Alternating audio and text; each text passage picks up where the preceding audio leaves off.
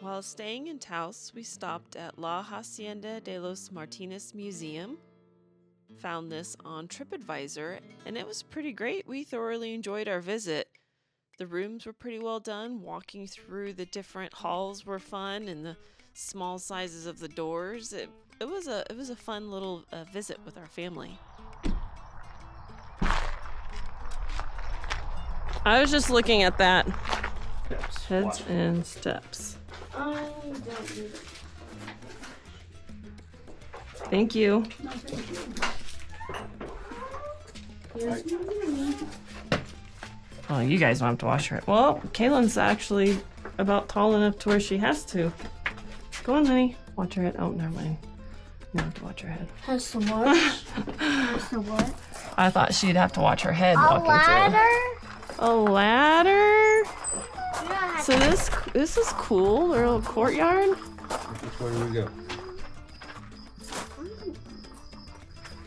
So we are. Here. Watch out, Kaylin. So we're gonna go over here. So number one, Oh, which is the that's sala. Okay. And then the bedroom. Yep. And then here. Kaylin, stand in that doorway so I can take a picture of how tiny their doors are here. You don't have to. Yeah, that's fine. You can just stand there. Hang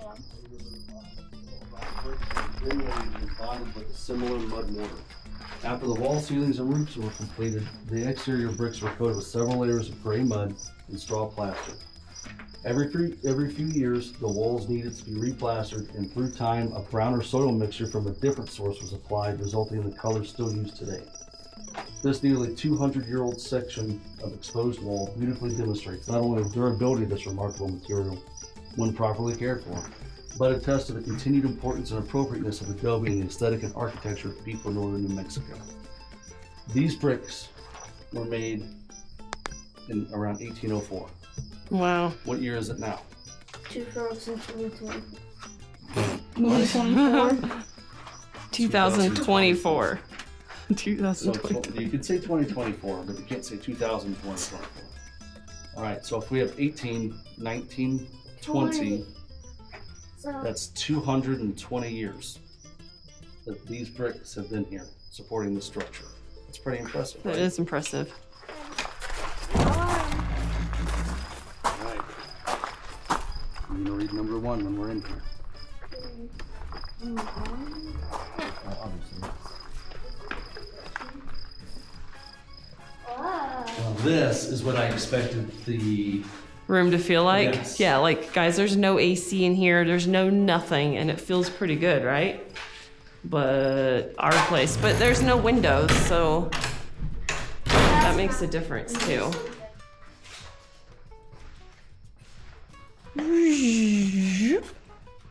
All right, Kaylin. Room number two.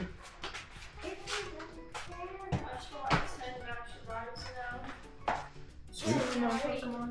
All right, so let's put an R in front of it. Room.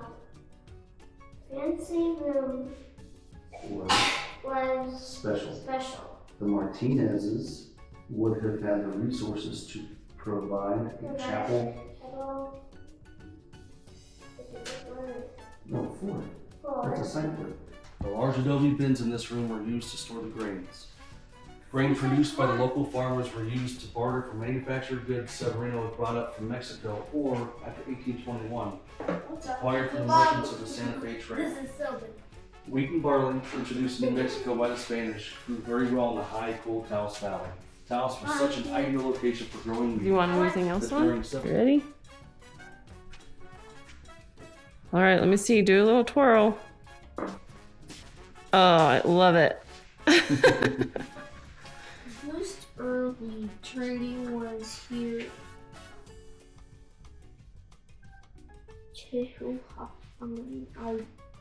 This is confusing. was with Chihuahua, Mexico. They Okay, would scatter the coals over here to actually use with the pots and cook a bunch of different stuff. And then the flue, which, good job sounding that out, is that dug out in the wall there, there's a hole, it's like a chimney. that goes up. So that would draw all the smoke up and out. So it wouldn't fill this area up too bad. It's probably still very smoky, but not as bad as it could have been. Is that a baby bed? Because it looks like it is. It looks like it is. But like I said, that secondary thing there, when it was in the wintertime and heat was hard to come by, they would be cooking under here, and they would use all the residual heat to kind of heat up their beds. Yeah. This is a cool room. A little bit about this place before it became a museum. I'm going to read off their website, and I apologize in advance if I butcher some words. La Hacienda de los Martinez is one of the few northern New Mexico-style late Spanish colonial period great houses remaining in the American Southwest. Built in 1804 by Severino Martin, later changed to Martinez, this fortress-like building with massive adobe walls became an important trade center for the northern boundary of the Spanish Empire. The Hacienda was the final terminus for the Camino Real, which connected northern New Mexico to Mexico City. The Hacienda also was the headquarters for an extensive ranching and farming operation. This is cool. 16. Have y'all ever seen this done? Have you ever seen a video of them doing this? No. So they have this needle, and they see how this is loose right here? So they thread through up here, and then this machine, see all those fine combs? They pull it towards them, and they keep doing it, and that's how it gets tighter and tighter and tighter. So this one, they pull forward, and then that gap would be gone, and then they would string again like this, pull, the gap would be gone. That's how they make it. Mama, Bloom is sleeping. Do not disturb. Oh, yeah, he doesn't want us touching it. Man, I bet field trips have fun doing it, though. Probably. Mom, This is cool. I'm sure. Here, you want me to read this room? Where did it go? No, what number was it? 16. what's Grayson's turn this year? You just read? Yeah, you just read. There we go. Weaving room. The production of sheep and the process and manufacturing of woolen goods employed the majority of the early settlers in the area. Weaving of churro and other wools produced some of the trade goods exchanged in Chihuahua, Mexico, for sorely needed manufactured goods and a few luxury items. Please stop. Stop.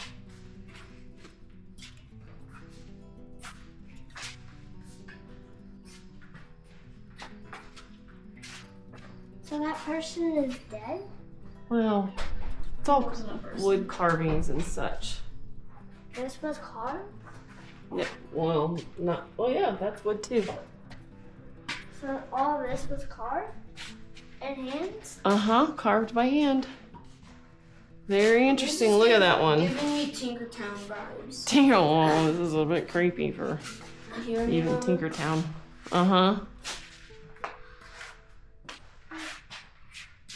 Somebody Pretty crazy. could be. Servino and his wife Maria del Carmel Santivizan Martinez raised 6 children in the hacienda. Their eldest son was the famous Padre Antonio Martinez, who battled the French Bishop Lamy to preserve the Hispanic character of the Catholic Church in the territory. The Padre was a dynamic social reformer who created the first co-educational school in New Mexico and brought the first printing press to Taos. After Mexican independence from Spain in 1821, Servino Martinez and his family became active in trading with Americans who were bringing badly needed trade goods in by the Santa Fe Trail. Look in here, Daddy.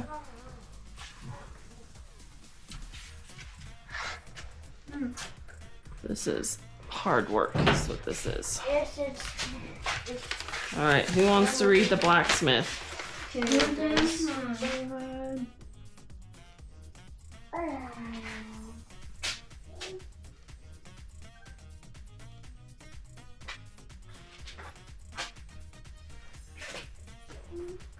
do this, Grayson. Can you see? Yes, I can. What number am I holding? 2, 3, 4, 5. We got it all wrong.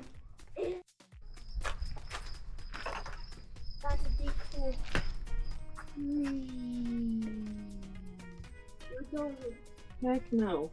How deep is it? Oh.